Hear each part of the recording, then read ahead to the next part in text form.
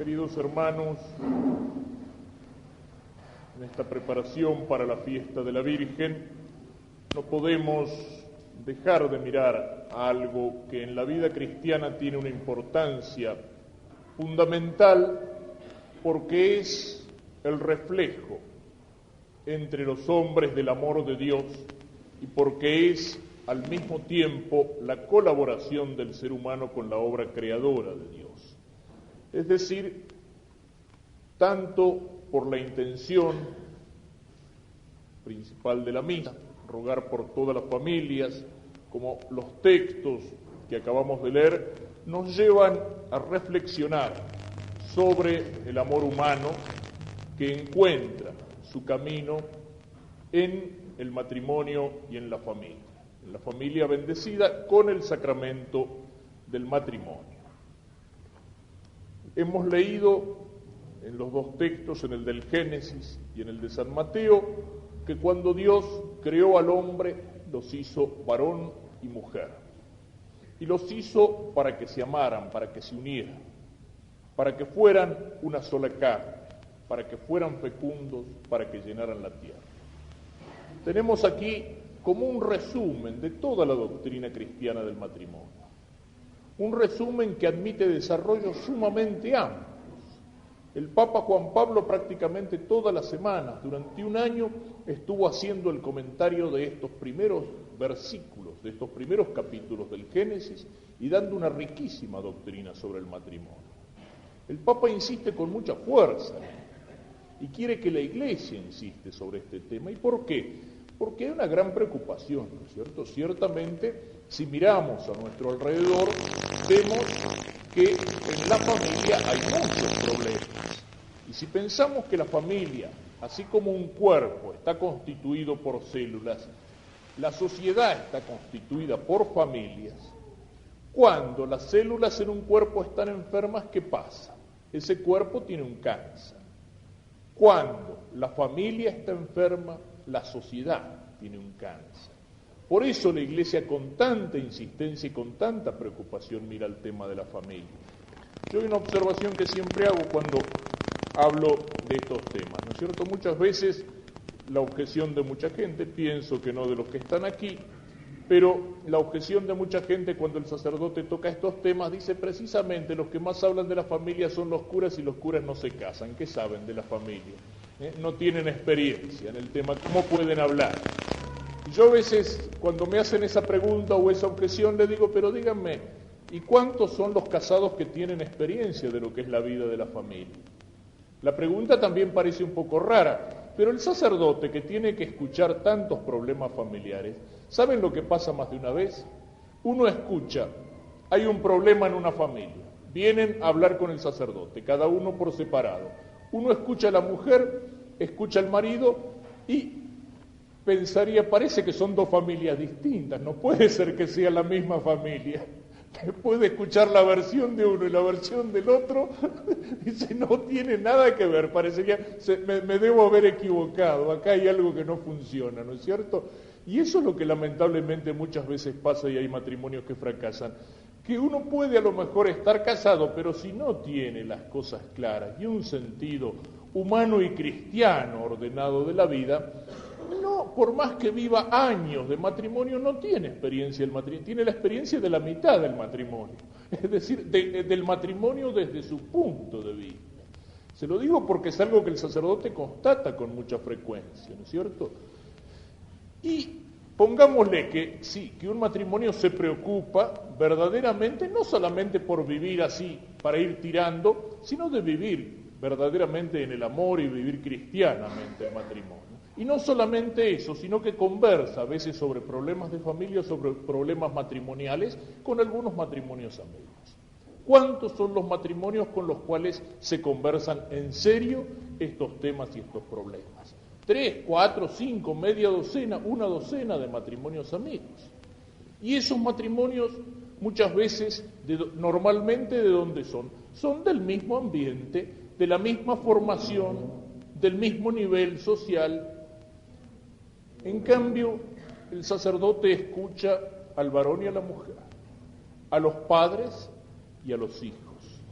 El sacerdote escucha y entra en los problemas de la familia, de cualquiera que sea su ambiente, su posición social, desde el más pobre hasta el más rico. El sacerdote acompaña muchas veces los matrimonios desde el principio hasta el final. Es el aspecto de paternidad del sacerdote. Y el sacerdote escucha en la dirección espiritual, en el sacramento de la confesión, en la atención del matrimonio, escucha tantas cosas y tantos problemas que a veces solamente al sacerdote se le cuentan, que, digamos, sinceramente, si pone un poco de corazón en lo que tiene que hacer, en su vocación, en su misión, puede ser todavía un sacerdote joven, pero en poco tiempo han pasado por su consulta, por su confesionario, por su despacho parroquial, tantos y tantos y tantos problemas matrimoniales, alegrías y tristezas, problemas, noviazgos, divorcios, que sinceramente no necesita casarse para adquirir experiencia sobre el tema del matrimonio. Hay otra objeción que aparece cuando uno habla de estas cosas. Lo que pasa es que la Iglesia, cuando mira estos temas, el tema del amor, el del noviazgo, el del matrimonio, el del sexo, lo hace con una visión negativa, pensando, digamos, que el sexo es algo malo, pensando o tratando de encontrar o de descubrir pecados por todas partes y de ponernos límites o limitaciones y señalar condenas. No es así. Yo recuerdo también, hace algunos años atrás había asistido yo en Buenos Aires a un congreso del Consorcio de Médicos Católicos, y al día siguiente leía en un diario la noticia sobre el congreso, y la noticia decía: los médicos católicos condenaron la drogadicción, el sexo y el aborto. Bueno, que condenen la drogadicción y el aborto, de acuerdo, pero si condenaban el sexo no serían médicos católicos. Ciertamente que no. ¿Y por qué? Porque el sexo es algo creado por Dios y es algo querido por Dios. Y Dios no creó cosas malas. El otro día lo decíamos aquí hablando del pecado, ¿no es cierto? Dios no hizo las cosas malas. Esa expresión muy desgraciada que a veces se escucha, partes malas del cuerpo. En el cuerpo no hay partes malas. Todo el cuerpo es creado por Dios. Todo el cuerpo es creado por Dios. Y el sexo, y la atracción del varón y la mujer, y el amor entre el varón y la mujer, y la fecundidad es una cosa querida y creada por Dios. ¿Qué es lo que nos dice la Escritura? Cuando Dios los creó varón y mujer. Y los creó, como decíamos recién, para que se amaran, para que se unieran, para que fueran una sola carne, para que fueran fecundos.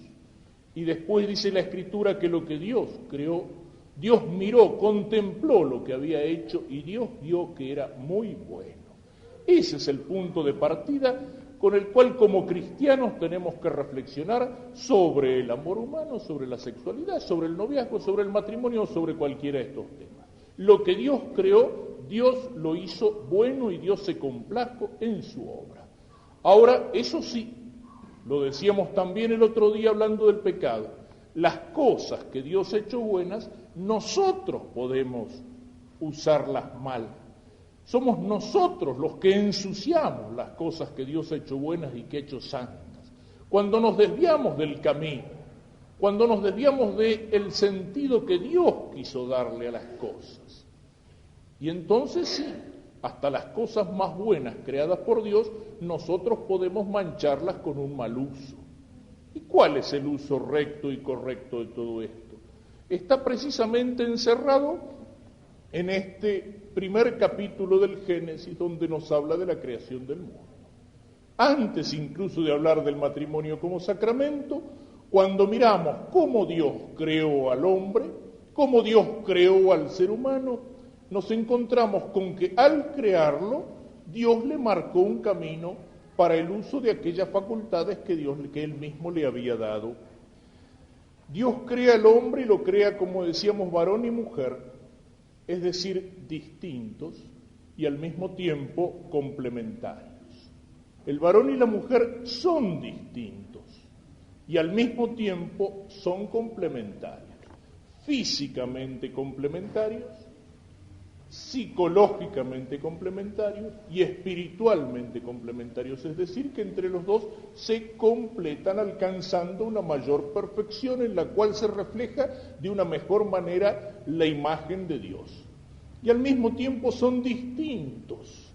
Es una de las grandes mentiras de nuestro tiempo, de toda esa propaganda que nos viene de Europa y de los Estados Unidos, que tiende de una manera o de otra a eliminar la diferencia entre los sexos, a crear una mentalidad de unisex en las formas de ser, de comportarse y de vestirse, a pensar que cualquier diferencia es una discriminación, y es algo que penetra incluso también en algunos de esos movimientos feministas que levantan la bandera de la dignidad de la mujer y creen que la dignidad de la mujer consiste en copiar al varón en todas las cosas que el varón hace. Es decir, en el fondo, esas que hablan de la dignidad de la mujer en muchos movimientos feministas piensan que la mujer es una especie de macho fracasado y que para ser plenamente mujer tiene que imitar al hombre. No, qué disparate. ¡Qué disparate! La dignidad de la mujer está precisamente en ser plenamente mujer, en desarrollar todas aquellas facultades y capacidades que Dios le ha dado y que son distintas de la del varón. Es como si uno pensara que la dignidad del varón, o que el varón más perfecto y más varón, es un varón que imita a la mujer, es decir, un varón feminoide. No, Dios los hizo distintos y al mismo tiempo los hizo complementarios. Y Dios los hizo el uno para el otro, uno destinado para el otro. ¿Por qué? Porque los hizo para que se amaran. Y aquí también tenemos cuál es el orden y cuál es el desorden. Porque Dios hizo al varón y a la mujer, es decir, porque Dios creó los sexos y el sexo supone una inclinación a la otra persona, por eso la Iglesia señala como un desorden o como un pecado el uso egoísta del sexo que busca placer en uno mismo, en el propio cuerpo, prescindiendo del otro. No porque sea un invento, un capricho de la Iglesia, porque está en la naturaleza del sexo y del amor, que es una relación a otra persona. Y Dios los creó varón y mujer, no mujer y mujer, ni varón y varón, varón y mujer. El uso normal del sexo y la orientación normal del amor es al otro y al otro de distinto sexo. Y por eso la homosexualidad, por más que en este tiempo que vivimos tenga tantos defensores y tantos promotores, es un desorden y es algo que, como lo dice San Pablo, va en contra de la naturaleza. Porque la naturaleza con la cual Dios creó al hombre, varón y mujer, el uno para el otro, es para que se amaran, se unieran y se complementaran entre un varón y una mujer. El sexo dice una relación al otro, es decir, no cerrarse egoístamente sobre uno mismo y al otro de distinto sexo, porque esa complementariedad se da, lo repito, entre el varón y la mujer. Entonces la homosexualidad es un pecado y es un desorden, no por un capricho o porque la Iglesia tenga una mentalidad de otro tiempo y no sepa comprender a aquellos que se llaman a sí mismos gay o diferentes, sino porque está en la misma naturaleza del ser humano. Dios los creó para que se amen, para que sean una sola carne, es decir, una sola cosa, y para que se amen como dos personas. Y la persona, es decir, el ser humano, tanto el varón como la mujer, no es solamente un cuerpo, no es solamente un pedazo de carne, es cuerpo y alma. Y los que tienen que amarse son dos personas. Y entonces el amor es amor verdadero cuando es un amor en cuerpo y alma. Y lo otro es una caricatura del amor. A veces se llama amor a cosas que no son amor, sino una caricatura del amor. El amor no es solamente el encuentro entre dos cuerpos. Cuando son solamente dos cuerpos que se encuentran y cada uno utiliza al otro para un rato de placer o de diversión, como una cosa que se usa y que después se tira o se deja de costado, eso no es amor. Esos son dos egoísmos que se encuentran. Eso es usar al otro como si fuera un animal, como si fuera un pedazo de carne, como si fuera una cosa. El amor es amor verdadero precisamente cuando ese encuentro no solamente de dos cuerpos, sino de dos personas, cuerpo y alma. Es algo que trasciende lo puramente material. Dios nos creó para que fueran una sola cosa. Y fíjense, dos cuerpos por más que estén íntimamente unidos, son impenetrables, de alguna manera rebotan, pero cuando dos personas se unen, las almas sí llegan a penetrarse, a compenetrarse, a ser de alguna manera una sola cosa, trascienden aquella impenetrabilidad de la materia. Es amor verdadero el amor entre un hombre y una mujer cuando es así, cuando es amor en cuerpo y alma. Y ese amor, también nos dice la Escritura, los creó para que se amen, para que se unen, para que sean una sola cosa, para que se ayuden y para que sean fecundos. Un hombre y una mujer buscan ser una sola cosa cuando se quieren. Pero ¿dónde alcanza ese querer ser una sola cosa su plenitud?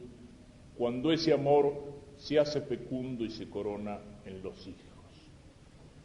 Esto también a veces resulta difícil y contra la corriente decirlo en nuestro tiempo, porque en nuestro tiempo existe una mentalidad antinatalista, existe una mentalidad que es un rechazo de la vida, y un rechazo que no solamente es, en muchos casos, un egoísmo que se cierra a la vida, sino un rechazo de la vida que llega a ser un atentado contra la vida ya nacida y contra la vida concebida. Y en nuestro tiempo que hace tanta cáscara con los derechos humanos y que tanto se horroriza delante de la guerra, son muy pocos los que levantan la voz para hablar de los derechos humanos de esas criaturas que son asesinadas en el vientre de su madre, del crimen del aborto, que es uno de los crímenes más abominables de nuestro tiempo. Y sin embargo no se habla de eso, o cuando se habla se procuran falsificar las cosas. En Estados Unidos las manifestaciones de mujeres abortistas llevaban un cartel que decía: mi cuerpo es mío y hago lo que se me da la gana. De acuerdo, pero el niño desde el primer momento de la concepción no es un pedazo del cuerpo de la madre que se puede cortar como si fueran uñas o como si fuera pelo. Y eso es algo que precisamente la Iglesia lo sostuvo desde siempre y lo confirma la ciencia de hoy a partir del descubrimiento de aquellos ácidos ribonucleicos y de desoxirribonucleico que forman el código genético. Es decir, que desde el primer momento en que un óvulo femenino es fecundado, desde el primer momento ya existe allí una vida, y una vida que no es la del padre ni es la de la madre, aunque ha recibido el aporte del uno y del otro por partes iguales. Y desde el primer momento, cuando esa vida todavía es una pequeña celulita, un cigoto, que hay que mirarlo con el microscopio para descubrirlo, ya está allí, en potencia, todavía no desarrollado, pero realmente ya está allí todo lo que esa vida va a ser. Desde el primer momento está allí el color del pelo y el color de los ojos, desde el primer momento está allí si va a ser varón o mujer, desde el primer momento están allí como resumidas todas las cualidades y las condiciones que ese niño va a tener como herencia del padre y como herencia de la madre. La comparación que le escuché una vez a un médico hablando de esto, decía, es como cuando uno ve esos globitos de goma desinflados que tiene un punto negro y uno no sabe qué es, pero cuando uno lo infla, ese punto negro empieza a formar una leyenda, a formar un dibujo. El dibujo ya estaba allí, pero no se lo veía. Simplemente lo que tiene que hacer es extenderse, es desarrollarse, es crecer. Como en una semilla de árbol, por más pequeña que sea, allí ya está de alguna manera toda la potencialidad del árbol. Y por eso nunca una semilla de durazno va a producir un peral, ni una semilla de uva va a producir un manzano, porque en la semilla ya está de alguna manera el árbol, y este árbol con estas cualidades y con estas condiciones. La vida es vida desde el primer momento, aunque nuestro tiempo quiera desconocerlo y quiera rechazarlo y quiera atentar contra esa vida. Y precisamente en la comunicación de la vida no solamente alcanza como un florecimiento el amor, sino que el hombre y la mujer se vuelven los colaboradores de Dios de la manera más íntima posible en el puro orden natural. Hoy se habla también, incluso en los ambientes cristianos, de la teología del trabajo, o sea, el valor que el trabajo adquiere a los ojos de Dios. Cuando el hombre trabaja y transforma la materia y transforma la naturaleza, se vuelve un colaborador de la obra creadora de Dios. Pero en ningún momento el hombre colabora tan íntimamente con el Dios creador que cuando se transforma en instrumento para la comunicación de la vida, para la donación de una nueva vida. Eso es precisamente lo que nos enseña la Escritura cuando dice que Dios los creó, varón y mujer, distintos y complementarios, para que se amaran, para que fueran una sola cosa, y para que al amarse fueran fecundos y se multiplicaran y llenaran la tierra. Eso es lo que quiere desconocer nuestro tiempo, y por eso existe tal reacción en frente a la enseñanza de la Iglesia. Porque hay mucho egoísmo.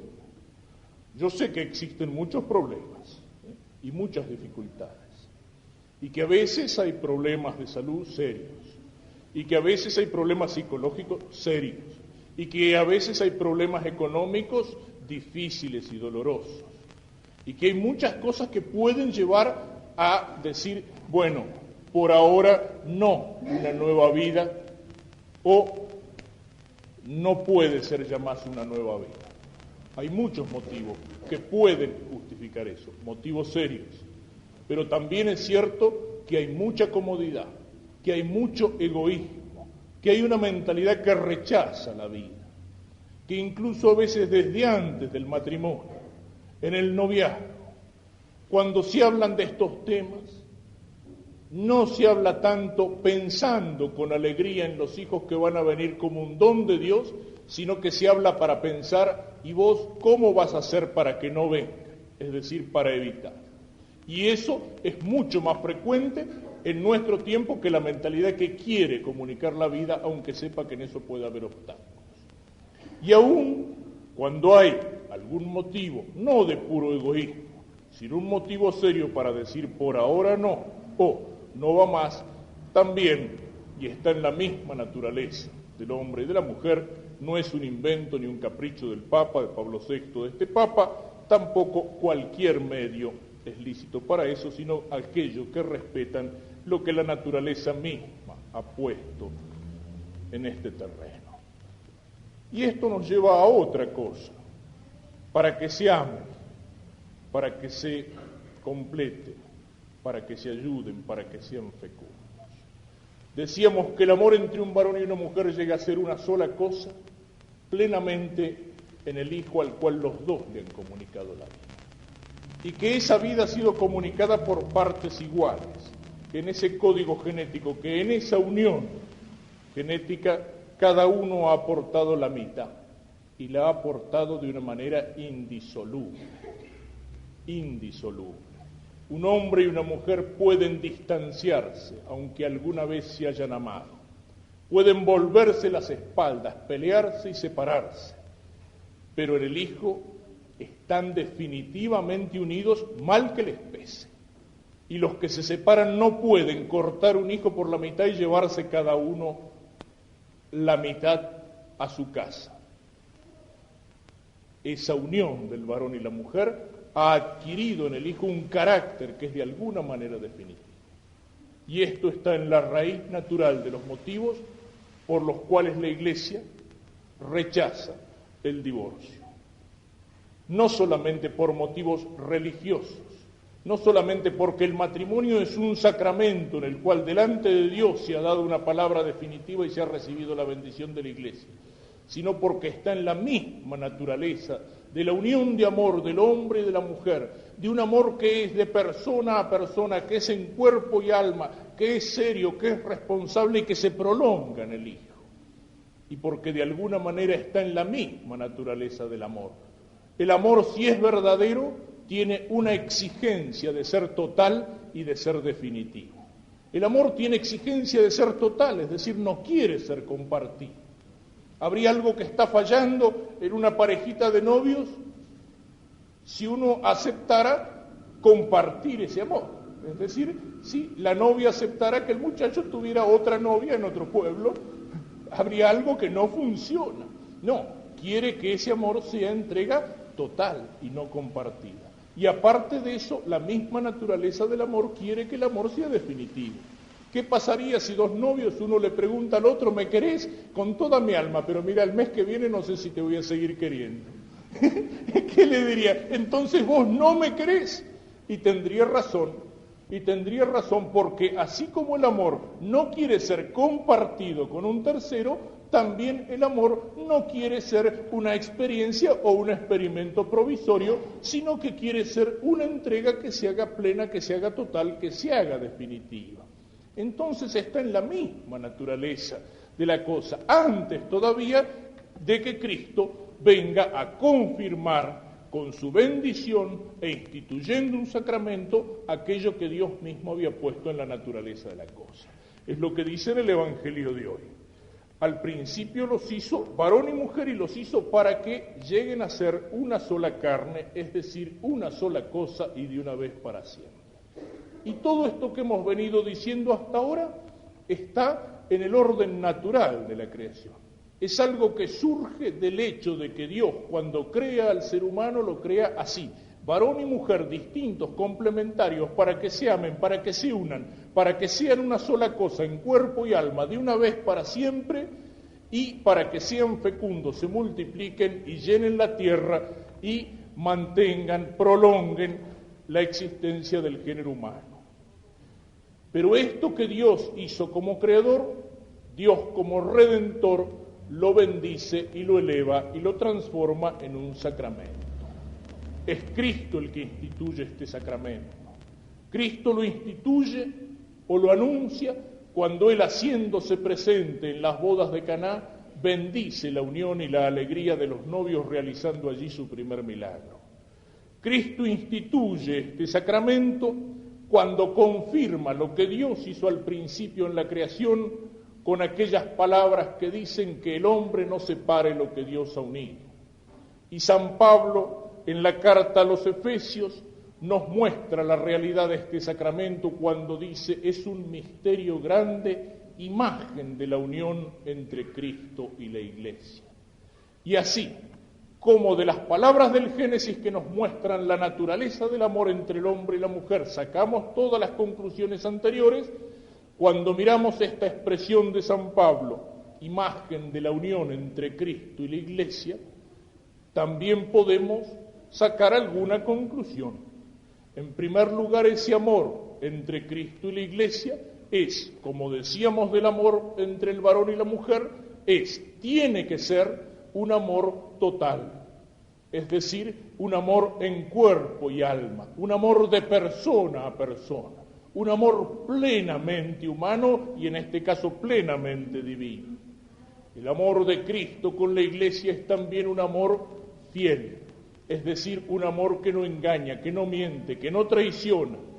Y en ese sentido es también imagen de lo que tiene que ser el amor en el matrimonio cristiano. Un amor fiel.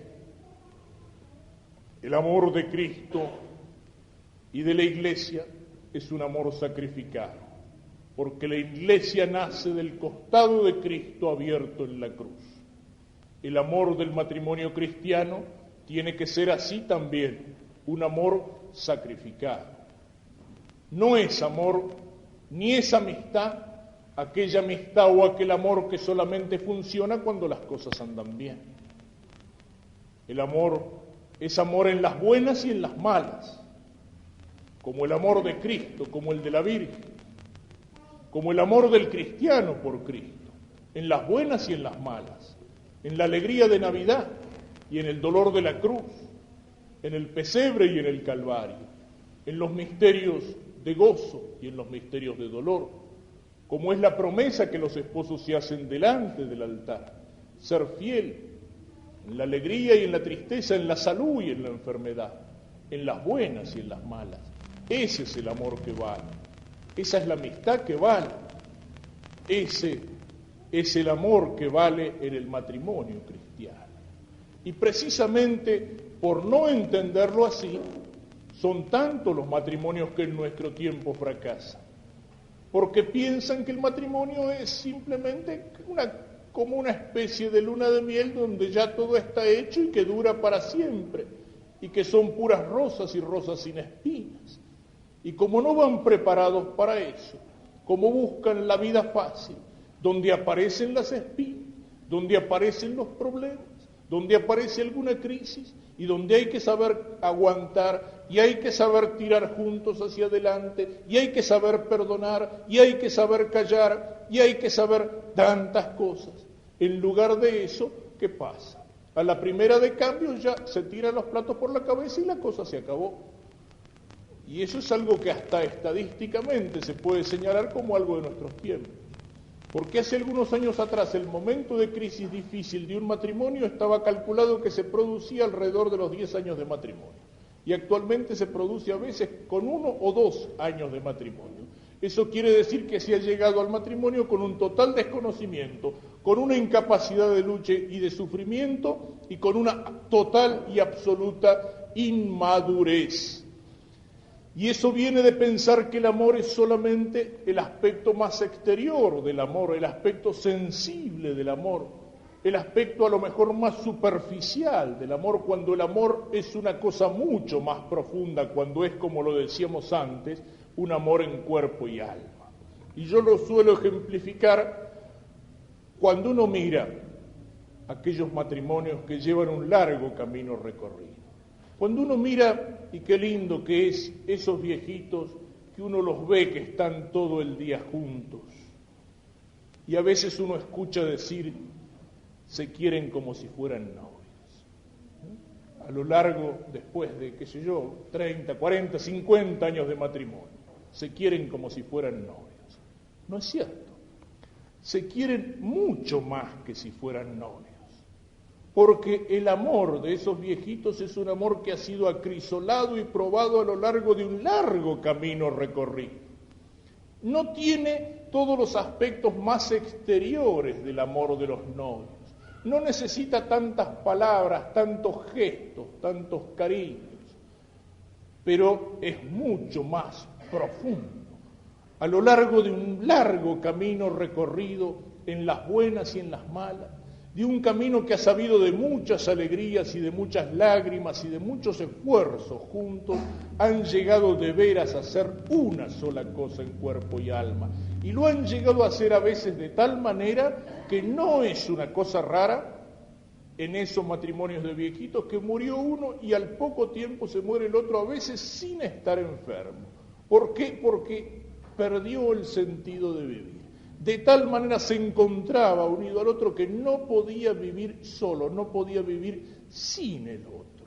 Ahí hay un amor que ha llegado a una madurez, a una profundidad, que no necesita a veces ni siquiera de las palabras, porque el solo hecho de estar juntos ya es una comunicación, y una comunicación que ha alcanzado la madurez de toda una vida.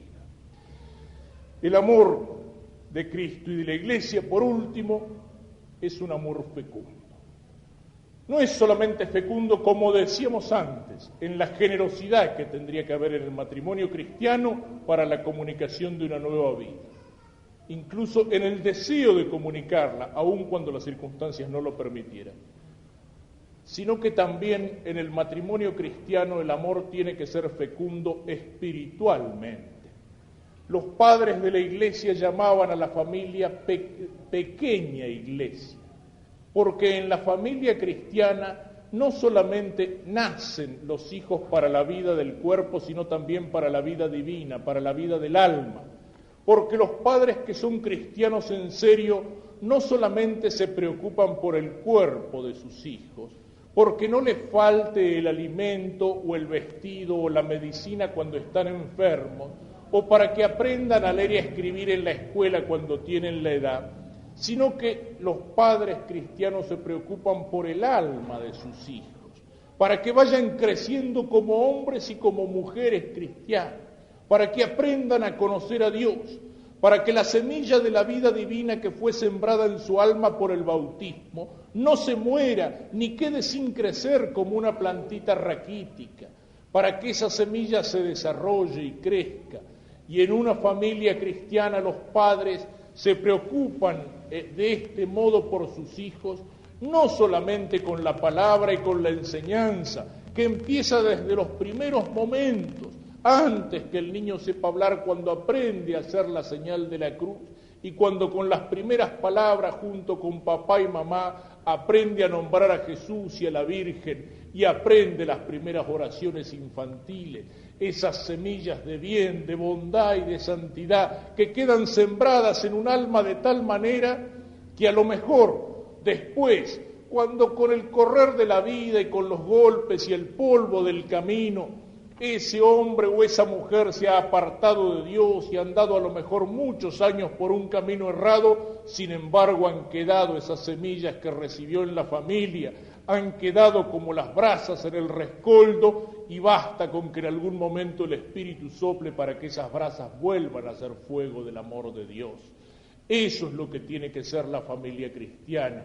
Cristiana no solamente de nombre, sino cuando con la palabra y sobre todo con el ejemplo del Padre y de la Madre se cultiva la semilla de la vida divina y se crean no solamente hijos para la sociedad, ciudadanos para la patria, sino también hijos de Dios y cristianos para el cielo. Pidámosle al Señor que nos ayude a entenderlo y que nos ayude a que todas estas verdades vayan haciéndose cada vez más carne en nosotros y a que nuestras familias cristianas, con la palabra y con el testimonio de vida, puedan ser reflejo de la luz de Cristo en un mundo donde tantas veces precisamente sobre esta institución que es la familia se extienden las sombras, la oscuridad del error, de la mentira, de la corrupción de costumbres.